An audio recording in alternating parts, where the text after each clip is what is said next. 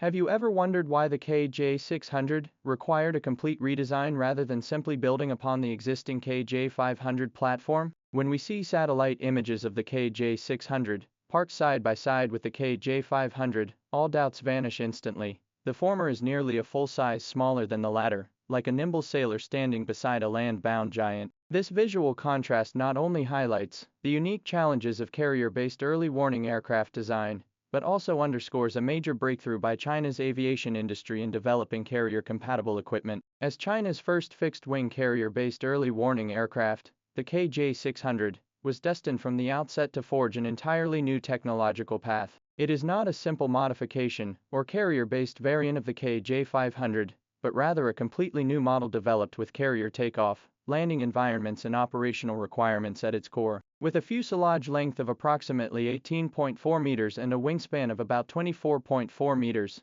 its overall dimensions are as compact as a precision-engineered aerospace puzzle, with every centimeter optimized for efficient operation within the limited deck space. By comparison, the Y9-based KJ-500 boasts a fuselage length of 34 meters and a wingspan of nearly 38 meters. While suitable for land-based airports, such dimensions prove impractical for aircraft carriers. Forcing it onto a carrier deck would not only complicate maneuvering, but also render it incompatible with hangar storage. Moreover, its takeoff and landing phases would exceed the design limits of catapult and arresting gear systems. Further analysis of weight parameters reveals the KJ-600's empty weight is approximately 25.4 tons, with a maximum takeoff weight capped around 30 tons. In contrast, the KJ-500's maximum takeoff weight exceeds 60 tons. This disparity extends beyond mere numbers, directly impacting carrier operational efficiency. Carrier-based aircraft must be as lightweight as possible while accommodating large radars,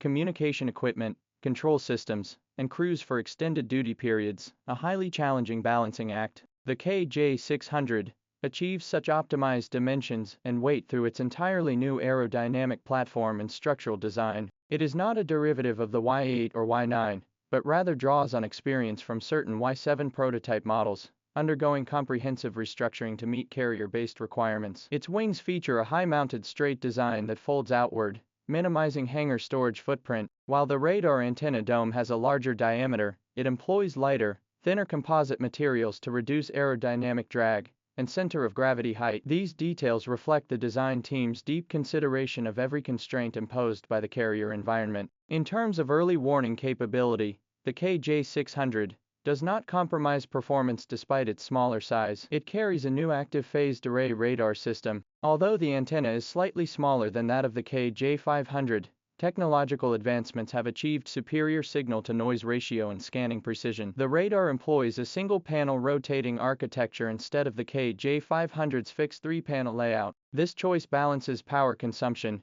and weight constraints while maintaining 360-degree coverage. In actual combat operations, the KJ-600 can detect airborne and surface targets hundreds of kilometers away, directing carrier-based fighters like the J-15 and J-35 to intercept or engage them. Functionally, it is fully comparable to land-based early warning aircraft. More critically, it overcomes the Earth's curvature's obstruction of radar waves to detect low-flying cruise missiles or fighter jets, a capability of decisive importance for the long-range defense of carrier strike groups. Globally, developing fixed-wing carrier-based AWACS has remained a cutting-edge technological challenge. To date, only the US E-2 Hawkeye series and France's Hawkeye derivative have achieved operational deployment. The Soviet Union developed the An-71 and Yak-44, but both projects were abandoned following the dissolution of the USSR. China's advancement of the KJ-600 effectively breaks the decades-long US-dominated monopoly on carrier-based early warning aircraft technology. This achievement encompasses not only airframe design,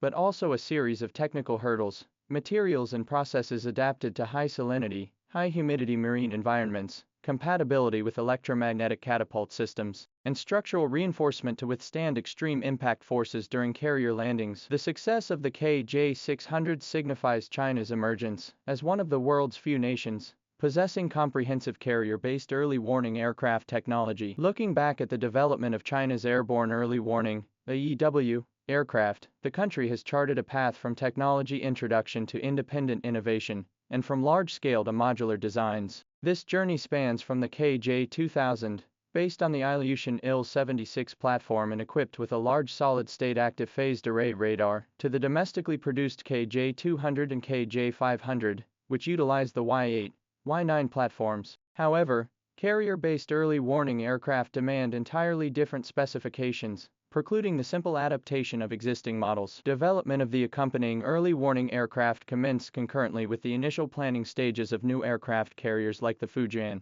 The KJ-600 completed its maiden flight in 2020 and entered mass production in 2024, its progress closely synchronized with China's aircraft carrier construction timeline. During development, the engineering team prioritized short takeoff and landing capabilities, corrosion resistance, and carrier deck compatibility. Its quad vertical tail configuration enhances low-speed maneuverability while ensuring stability in the confined carrier environment. The landing gear structure was reinforced to withstand sink rates of 6-7 meters per second during carrier landings. Onboard equipment received specialized anti-vibration and electromagnetic interference treatments, details land-based AWBs need not address. Within future combat systems, the KJ-600 will serve as a critical, airborne command post. An aircraft carrier strike group is projected to deploy 3 to 5 units, enabling 24-hour continuous surveillance with each aircraft capable of 4 6-hour airborne duty periods. Through data link systems, these aircraft can not only guide carrier-based fighters,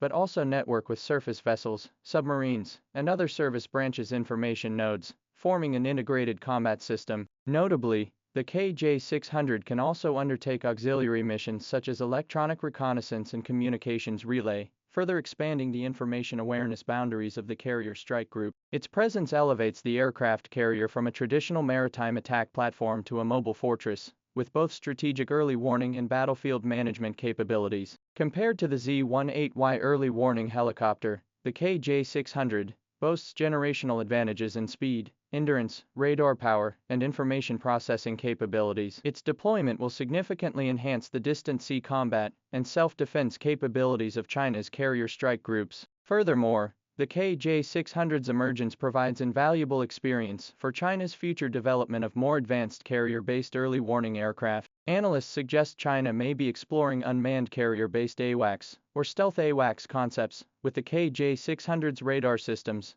flight control technology, and ship aircraft compatibility data providing foundational support for next-generation models. Globally, carrier-based AWACS have become core assets for achieving carrier combat effectiveness, significantly influencing an aircraft carrier's operational range and defensive capabilities. Although the KJ-600's overall performance still lags behind the U.S. Navy's latest E-2D Advanced Hawkeye, it undoubtedly represents a crucial step for the Chinese Navy in advancing toward the deep blue and building its blue water system combat capabilities. In summary, the choice of an entirely new platform for the KJ-600 stems from the optimal balance between the rigid constraints of carrier operations and technical performance requirements. Its comparison with the KJ-500 clearly demonstrates that there are no shortcuts in developing carrier-based early warning aircraft. Factors such as shipboard takeoff and landing, space utilization, marine environments, and combat effectiveness must be comprehensively considered from the initial design stage.